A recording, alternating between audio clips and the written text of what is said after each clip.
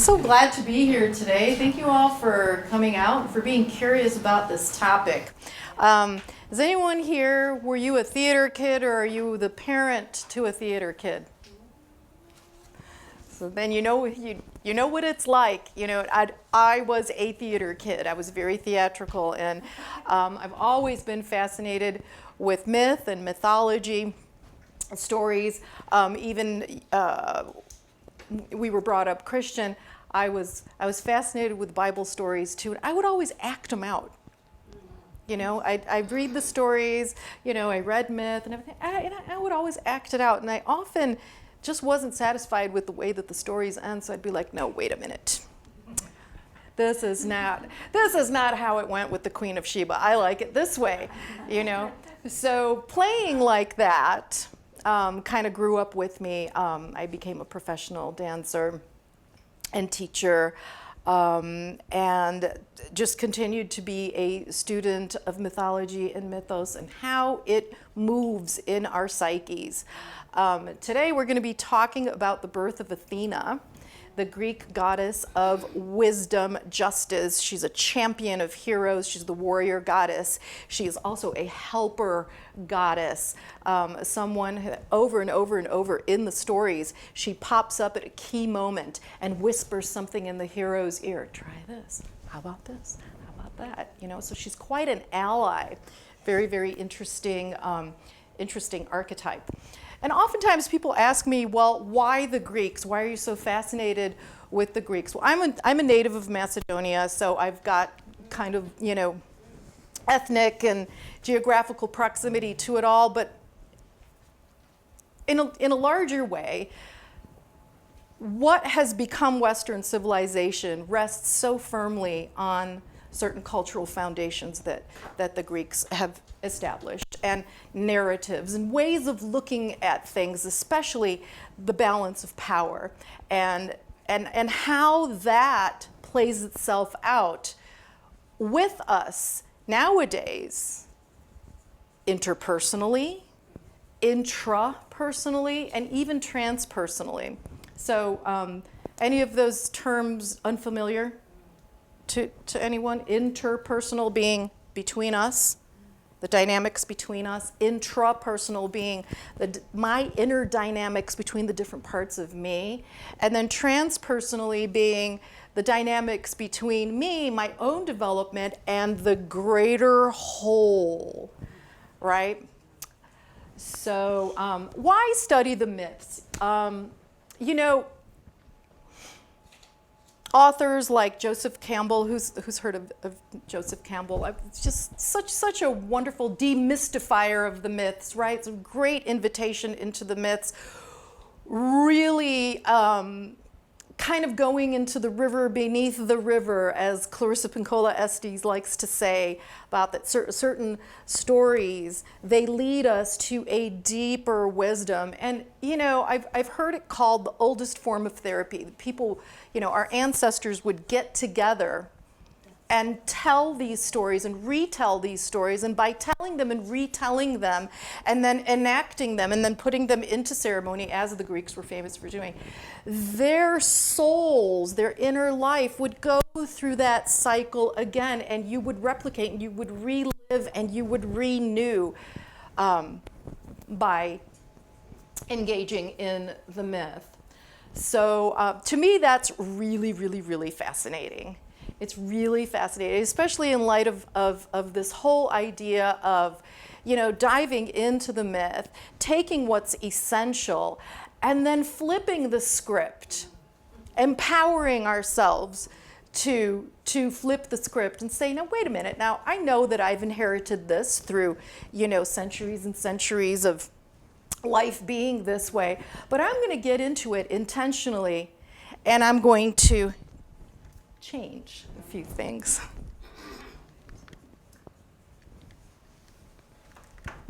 There she is. Wow, Athena. Ooh, wild woman. Yes.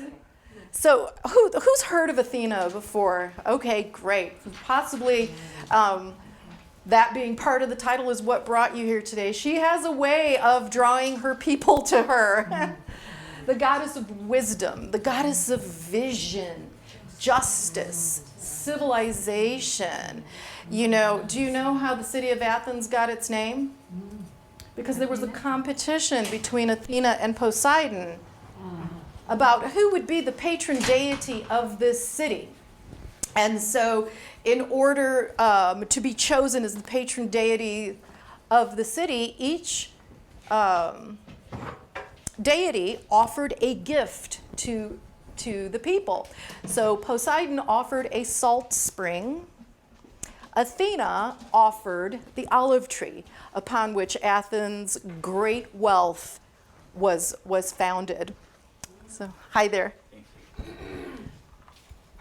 So, she's also associated with revolution, which is what? Flipping the script, right? A changing of the power dynamic. She is the companion of heroes. She is the one that we call to when we wish to enact a victory. Anybody know the story of how the Trojan War started?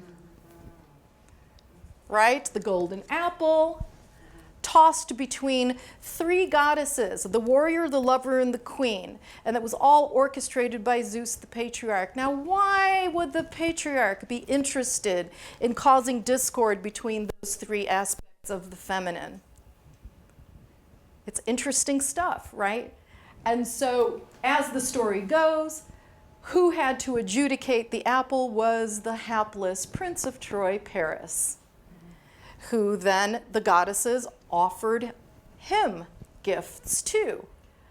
Athena said to him, "If you choose me, I will ensure you victory in every battle." And for the Greeks, that was huge, because the whole Greek ethos was about bringing out the heroic in us, right?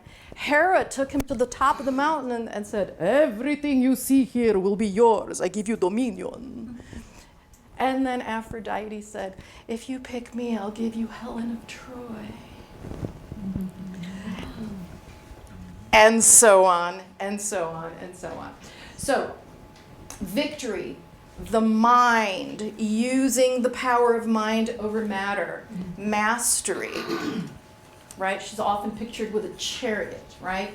And then in her peacetime face, when Athena is not out being the champion of heroes and leading them to victory, she's the goddess of weaving and crafts, which I love, because after you're done conquering, you need to reconstruct again, right? You need to weave. You need to weave the fabric of society and turn those impulses into a more constructive form. So let's do a little bit of the genealogy. So who's familiar with Zeus? Real special guy, right? He was the king of the Olympians, right? And, you know,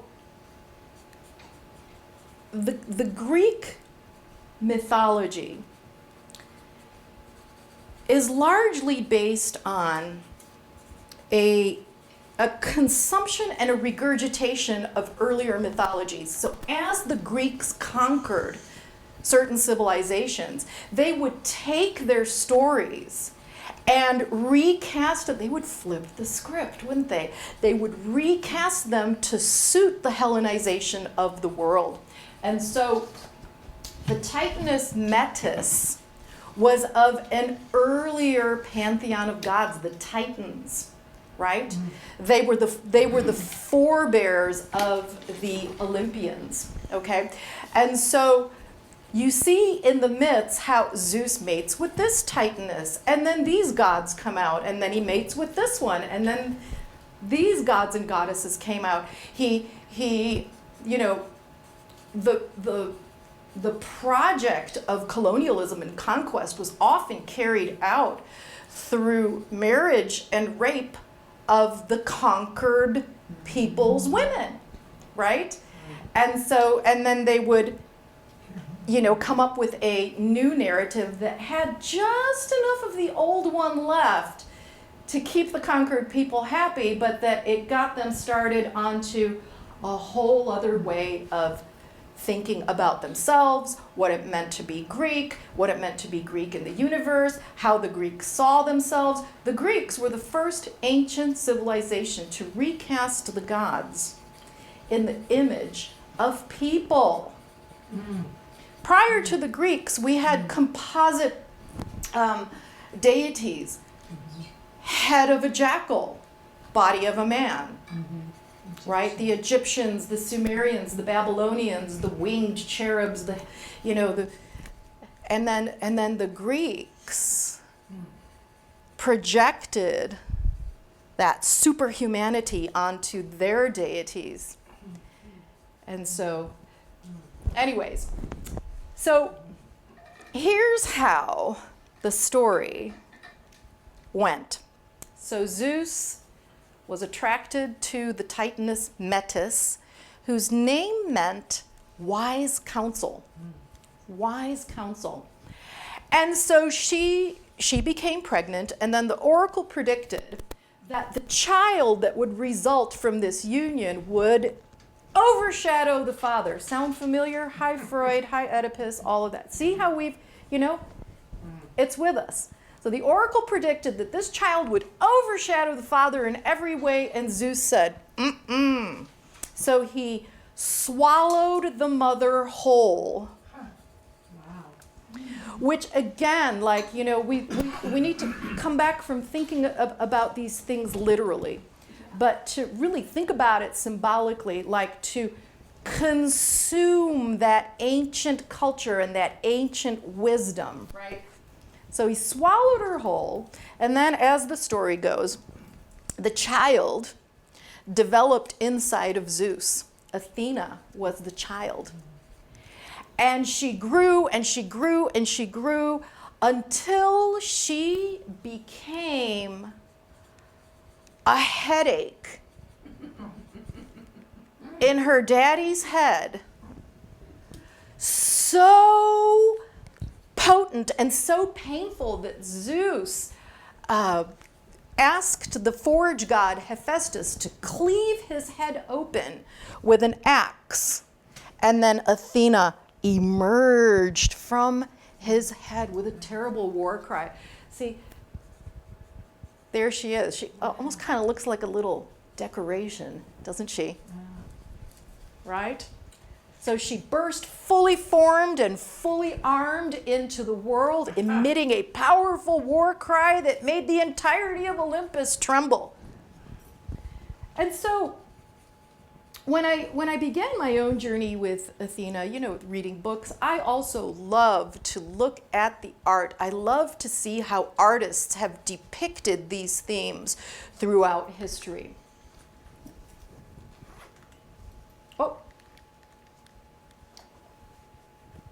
Let's pop into this Homeric hymn here. I begin to sing of Pallas Athena, the glorious goddess, bright-eyed, inventive, unbending of heart, pure virgin, savior of cities, courageous, Tritogeneia. Wise Zeus himself bare her from his awful head, arrayed in warlike arms of flashing gold, and awe seized all the gods as they gazed. But Athena sprang quickly from the immortal head and stood before Zeus, who holds the aegis. Shaking a sharp spear, great Olympus began to reel horribly at the might of the bright-eyed goddess. That's from Homer. I want to just draw attention to this here, virgin. For the Greeks, and especially the way that they worshipped their deities, virgin and the virgin goddesses like Athena and Artemis, it doesn't really mean untouched by a man. It means complete unto herself. Complete unto herself, which I thought was really interesting. So, I read Homer, I read the Delphic and the Orphic hymns, and this great image just started to form in my mind, and I started digging more in the world of art. And I'm thinking, okay, So here she is, she's right, here she's kind of dancing and her father's sort of, And so I flipped the script. I just didn't like what was out there. There was a lot of, statues and drawings on the sides of vases and stuff. So I had a chat with Chat GPT. Oops. Oh, there's another Birth of Athena. Look, doesn't it almost look peaceful? Holy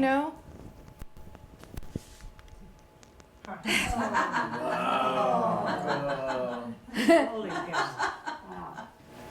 And so that captured for me that feeling of, the conquering power is here to consume the ancient wisdom and keep it under wraps, right in here, right inside this thought universe, where we can construct it and we can mold it to our shape. And this to me is Athena saying, no! Well, it also reminds me of how I was as a teenager, too, because I can guarantee you I was a headache for my daddy, too. There's another Chat GPT collaboration there of the goddess busting through the head of the patriarch. And what I love here, too, is that she's seizing a thunderbolt, because the thunderbolt is... it's peculiar to Zeus. That's what Zeus wields, the big thunder god, the thundering father god, right?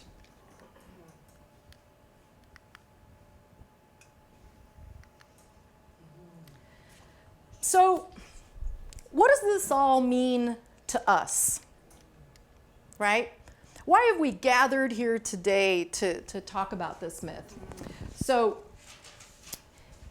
if you look at the myths in their whole historical context, the myths always seem to be a conversion of energy, a reinterpretation of earlier themes, and especially with the Greeks, they digested and they extracted, especially women's wisdom to the conquering power.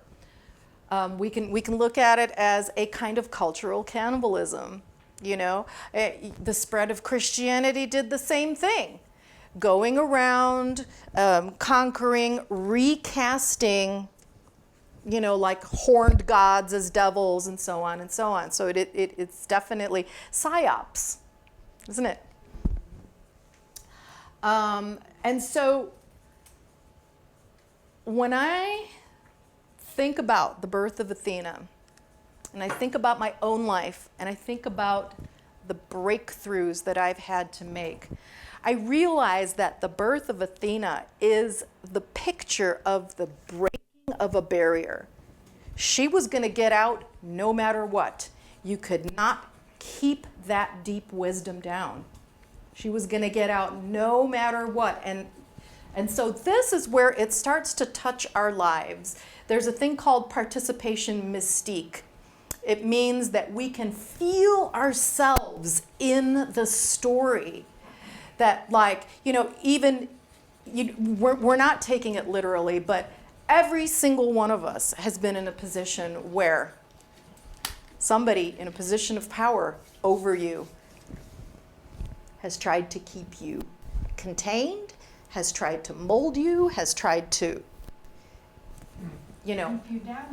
keep you down, hold you back, right? Mm-hmm. And so I think, there's such an interesting theme of repression here, right? Mm-hmm. Of swallowing that, trying to keep it down, and that one day it all bursts forth, right? So then I ask myself, how many times have I found myself in this life at the breaking point where there was no turning back? The only option was to break through. Mm-hmm. And maybe with a blood-curdling scream and a cry and shaking my spear and my,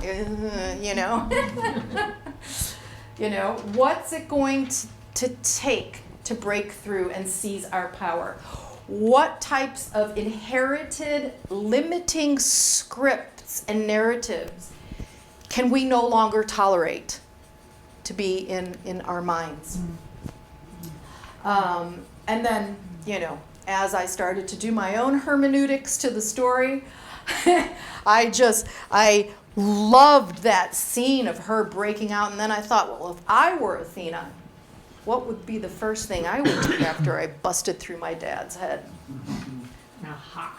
I'd grab his thunderbolts. I'd be like, this is now mine.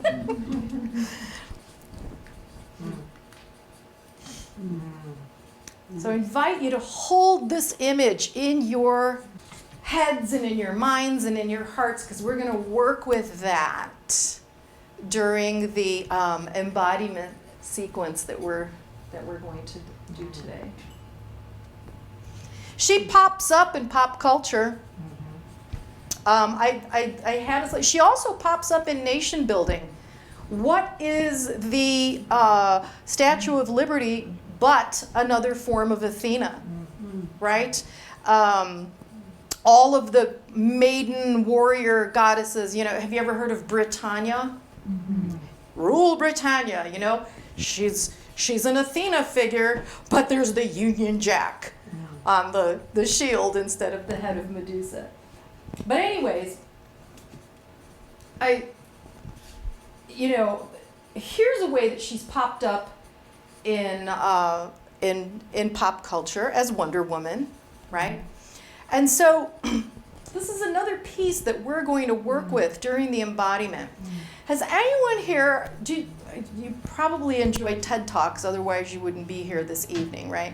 There's a wonderful TED Talk to watch. It's by a woman named Amy Cuddy, and it's about how our bodies, how the way that we embody power, how that influences others. And she asks people to stand like this for 2 minutes. And then they did a study whereby they had a group of people that they asked to stand like this for 2 minutes. They took certain tests and measurements beforehand and afterwards. So they measured people's cortisol and their testosterone prior to standing like this for 2 minutes, and then they measured it afterwards. And people's cortisol, by and large, went down, cortisol being your stress hormone. And people's testosterone went up, testosterone being your action hormone, isn't it? Your readiness hormone.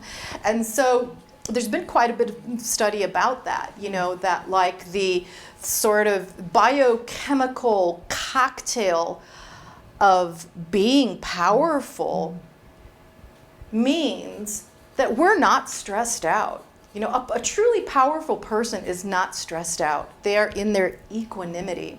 And then as a dancer, this is the perfect way to find your center and to also get grounded. So we're gonna work with that later on too, as we start to embody this story. There's just a few images of, times at history when Athena has really popped up to, enact change. Women's voices getting out there.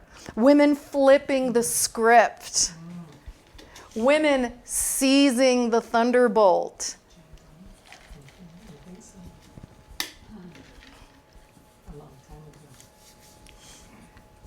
And then here's some ladies, nowadays that I feel really embody the Athena archetype as well. And so I put this image of broken glass here because the image, the thought, the reality of the glass ceiling, to me, is another breaking of breaking that barrier in order to seize one's power. So, and say who they are. So this is Amal Clooney. Oh, okay. She's Lebanese. She's married to George Clooney. She's a very, very prominent human rights lawyer. Taylor Swift, we all know about. This is Jane Goodall. There's the notorious RBG. And then, of course, Michelle Obama. All ladies who smashed a glass ceiling and really seized their power. So any questions, any impressions about what we've just talked about and why this myth matters for us today? I don't think it's a question, but it's a movement of, you know, bringing back the divine feminine for sure, and how reality, I don't live in that reality, but I grew up in a reality where the women in my life were powerful and always have been powerful, and that's the way I look at I don't call them women, I just call them divine feminine, because they're all divine feminine. Yes. Yeah. I think there's a lot to that too, especially because as the project of empire building rolled forward in the ancient world, a lot of the cultures that were Hellenized were matriarchal cultures, right? And so their wisdom keepers were largely women.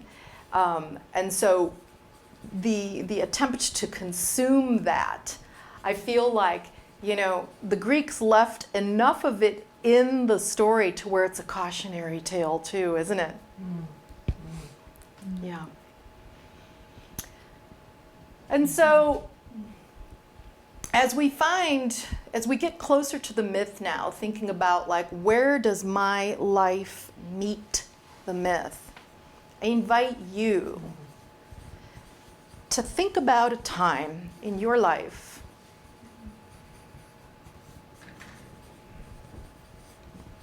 when you had a barrier to break, where maybe you inherited, you know, in an unconscious way, limiting beliefs about yourself, limiting notions about your own power, your own ability to make impact in the world, your own agency, and how you may have flipped the script by saying, no more, I am no longer subscribing to this story. I invite you to think about that. I invite you to feel into that, how that made you feel. I invite you to summon up some of those words or story pieces that you had to push away in order to bring in a new you. Yes. So I've been in just recently around the solar eclipse and the place that I am in my life, in this kind of deep dive into my astrology, kind of evolutionary astrology, and in that case kind of finding out where my Pluto and this and that were, you know, in this kind of world of that, and my own kind of body stuff, and actually, I mean, seeing how many decades I lived inside of a box, which I hadn't really realized because I was such a good girl and I was not going to rock the boat and didn't even consider it until so many decades later with my father, who was a very unleashed, could be angry, especially with my brother. And I realized that as this little girl, at 3, seeing that in action, I just went inside and I boxed it all up for decades. And so I just have had this, you know, this ability, this recent look-see, because I've got things going on in my body that I'm actually looking at as being the rage of the one inside, kept inside for all that time. Like this little girl got so rageful, and then where it's showing up is actually in my physicality, like that connection of mind and body. Yes. So it's so fascinating. I mean, I just get, wow. I mean, there's our own trajectory of kind of the myth of our life, and then there's this big myth that has been overriding humanity for a very long time. Yes. About, the fear of women's power, of taking our authentic power, Yes. and not going underground or not going inside, or The wisdom, the right? wisdom, yeah. And years ago, I had a psychic reading in the late 80s, and I was kind of in my kind of late 30s. And one of the things that this lovely man said is your soul wants wisdom, and then your soul wants woman, and your soul wants Brahman. So that, has come back again, like, oh, what is that? So here I am tonight, here, Athena, the goddess of wisdom, really looking at that, that myth living inside me right now in a whole Yes. nother way. Like, what did I come here for? Well, that's what I'm saying. She has a way of drawing her people to her. Yeah. Really great. I mean, fabulous. Thank you. And I'm so glad. I'm so glad. And I do want to say that, like, even though we're giving examples here from women, this dynamic can be alive in any of us. Any of us. Yeah. Because we were men and women in other lives. So, I mean, we've been all of it, haven't we? Absolutely. And I mean, that dynamic of trying to subsume and repress somebody else's wisdom and knowledge and power and potential, like, these wounds are largely handed down through, parent-child relationships. I've seen this dynamic, it definitely started for me with my own father, but I've also seen it replicated in life, with, like, in the workplace, with bosses, and, and in other kinds of situations too. And so I feel like when we recognize that we do replicate those patterns, that we can interrupt that loop when we go about it consciously. And if we do it in a way that is affective and, involves the body, not too much of it, don't overthink it, just feel it. That we can change the energy, and that when we can change the energy of something, we can change our lives. This would be very good to do the same thing in high school for girls. Oh, sure. Yeah. Wow. Well, for young men Being too. dad. For young men as well. There's such a Yeah. perception that has been put forward through generations. Think about how the repression that young men suffer, like if they exhibit their inner feminine, how fathers clamp down, mothers too, like, society, families, how that is clamped down upon. Authenticity. And your authentic nature is, somebody tries to contain that and to. Yeah, has anyone seen the movie Poor Things? Oh, no. Or it's good. What is it called? No. You should watch it. It's pretty groundbreaking, but Poor Things. it's all of these themes come up. I don't want to be a spoiler, but I will say that it is the Promethean myth and this one, like, all brought together in stunning and shocking acting, images, music, all of it. It earned its Oscars, I'll have to say. Yeah. Poor Thing? Poor Things, yeah. Emma Stone just won the Best Actress Oscar for playing Bella Baxter in Poor Things. So, Thank you. So you were saying that the energy, the physical energy, you can change your physical energy. And so my question is, if you can change your physical energy and change your mental energy, then you're going to be even more powerful, more yes. engaging within yourself. So how do you not separate that? How do you come to a balance where you can change your thoughts that match your energy? My question is, it's easier to change the physical energy for me than it is to change my thought energy Yes. to match both. Have you ever heard of that old adage, as above, so below? Yeah. Oh, yeah. Okay. Well, I flipped the script on that one too. You know, and I think that power pose is an example of that. As below, so above. Build it and it will come. If I change how I'm embodying it, my theory is that I'm going to eventually change how I feel. I'm going to change how I think. I'm going to change some of those patterns. So that's been my project for the past 20 years. Is that if I embody it, you know, with the power of this body, which doesn't overthink things, right? Right.